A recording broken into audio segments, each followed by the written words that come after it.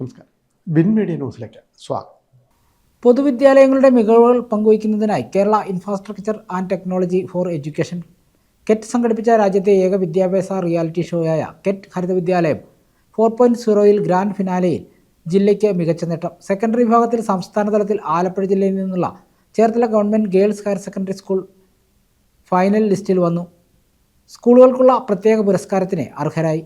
Kadakkarappally GLPSലെ Alaknanda R reality ഷോയിലെ മികച്ച പ്രകടനം കാഴ്ചവെച്ച കുട്ടികൾക്കുള്ള പുരസ്കാരത്തിനും അർഹരായി.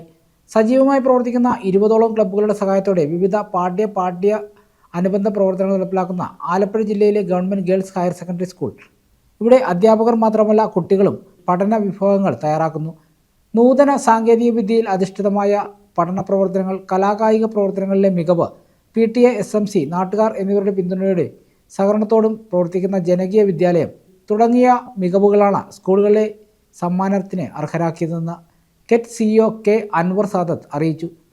ഫൈനൽ ലിസ്റ്റിൽ വന്ന സ്കൂളുകൾക്കുള്ള പ്രത്യേക പുരസ്കാരമായ ശില്പവും 50,000 രൂപ ക്യാഷ് അവാർഡും Cherthala government girls higher secondary സ്കൂളിന് ലഭിച്ചു.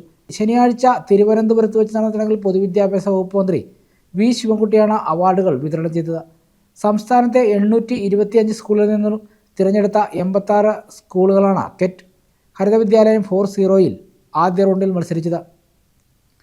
ഇതിൽ നിന്നും തിരഞ്ഞെടുത്ത 26 സ്കൂളുകളാണ് രണ്ടാം റൗണ്ടിൽ എത്തിയത്. 2 ലക്ഷത്തോളം കുട്ടികളാണ് വിവിധ ഘട്ടങ്ങളിലായി ഷോയുടെ ഭാഗമായത്. Time news, Cherthala.